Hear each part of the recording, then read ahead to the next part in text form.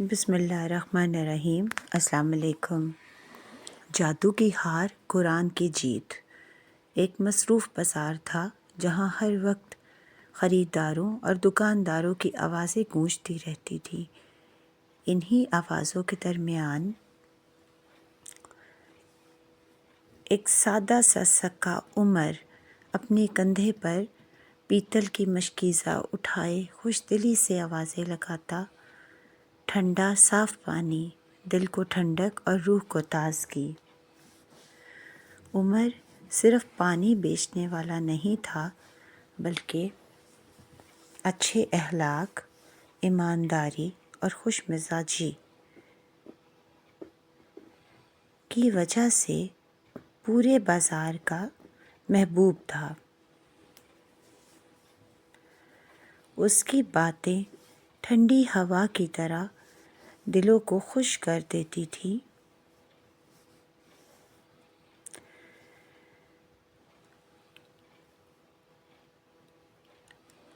ایک دن اس کی تعریفیں بادشاہ کے کانوں تک پہنچیں۔ بادشاہ نے اپنے وزیر کو حکم دیا کہ اس سادہ سکے کو دربار میں پیش کیا جائے۔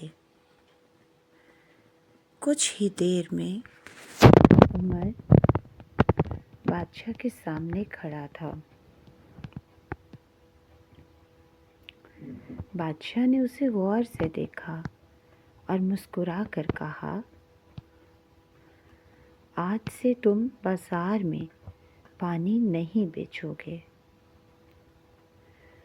تم میرے محل میں رہو گے، میرے مہمانوں کو پانی پلاؤ گے اور مجھے اپنے دلچسپ قصے سناؤ گے۔ عمر خوشی سے جھوم اٹھا، شکر ادا کیا اور گھر جا کر اپنی بیوی کو یہ خوشخبری سنائی۔ اگلے دن وہ اپنے بہترین کپڑے پہن کر محل پہنچا اور پوری لگن کے ساتھ کام کرنے لگا۔ وہ چمکتے ہوئے چاندی کے پیالوں میں ٹھنڈا پانی پیش کرتا اور اپنی مزیدار باتوں سے بادشاہ کا دل بہلاتا۔ اس کی سادگی، ایمانداری اور نرم مزاجی نے اسے جلد ہی بادشاہ کے قریب کر دیا۔ مگر وزیر کے دل میں حسد کی آگ بھڑک اٹھی۔ وہ برداشت نہ کر سکا۔ ایک سادہ سکہ بادشاہ کا منظور نظر بن جائے۔ ایک رات خفیہ طور پر وہ ایک جادوگر کے پاس گیا اور کہا، ایسا جادو کرو کہ عمر کی عقل ماری جائے، وہ بیمار ہو جائے اور بادشاہ اس سے بدظن ہو جائے۔ جادوگر نے مٹی سے عمر کا ایک پتلا بنایا، اس میں سوئیاں چبھوئیں، سیاہ دھاگے لپیٹے اور منتر پڑھنے لگا۔ چند ہی دنوں میں عمر گمسم اور کمزور ہو گیا۔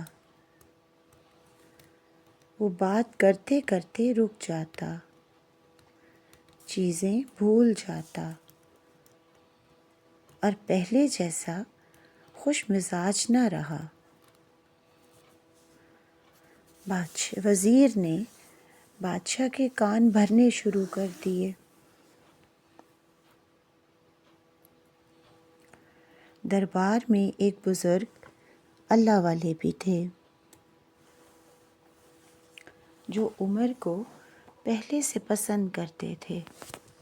انہوں نے عمر کو دیکھا تو وہ سمجھ گئے کہ یہ حسد اور جادو کا اثر ہے۔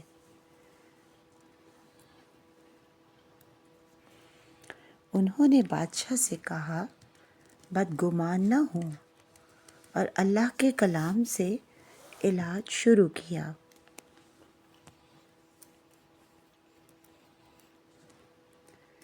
تین دن تک سورہ فلق اور سورہ ناس کے ساتھ قرآن کی تلاوت کے ساتھ علاج شروع کیا۔ جیسے جیسے اللہ کا کلام پڑھا جاتا، عمر کی حالت بہتر ہوتی گئی اور وہ پہلے جیسا ہو گیا۔ ادھر وزیر پر عجیب کیفیت طاری ہو گئی۔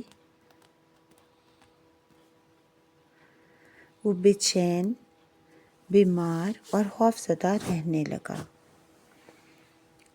آخر کار وہ روتا ہوا دربار میں آیا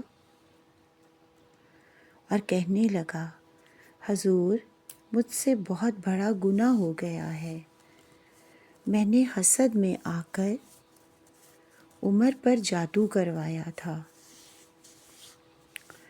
میں اس کی عزت برداشت نہ کر سکا۔ جو جادو میں نے اس پر کروایا تھا وہی مجھ پر پلٹ آیا ہے۔ مجھے معاف کر دیں۔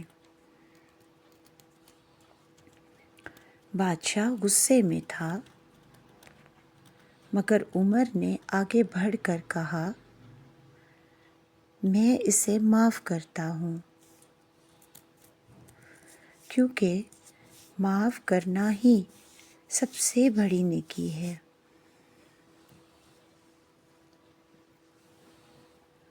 بزرگ نے فرمایا، حسد وہ آگ ہے جو پہلے جلنے والے کو جلاتی ہے، اور جادو ایک بہت بڑا گناہ ہے جو انسان کو اللہ سے دور کر دیتا ہے، کیونکہ جادو کرنے والا کافر ہے، اور اللہ کا کلام ہر برائی سے زیادہ طاقتور ہے۔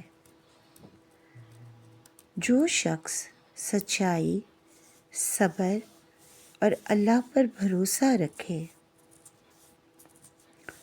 اللہ اسے ہر شر سے بچا لیتا ہے۔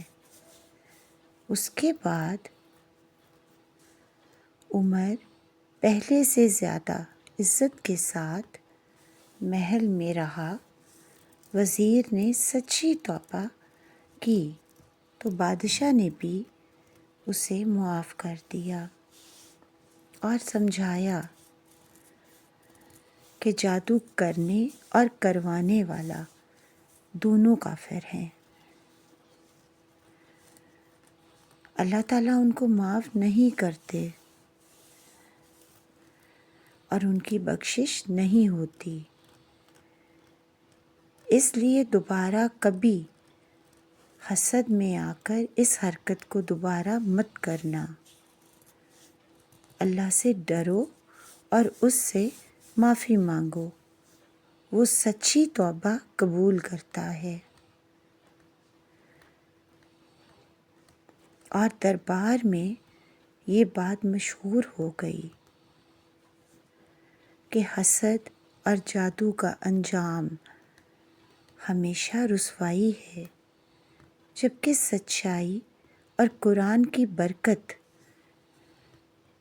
کامیابی کا راستہ ہے۔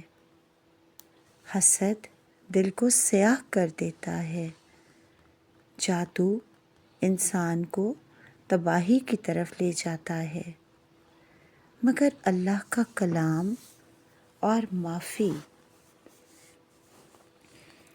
کا جذبہ انسان کو بلندی عطا کرتا ہے۔ اگر آپ کو یہ کہانی اچھی لگی ہو، پسند آئی ہو، تو اپنی رائے کا اظہار کمنٹ میں ضرور کیجیے گا۔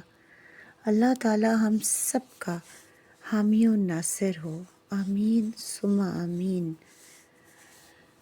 جزاک اللہ۔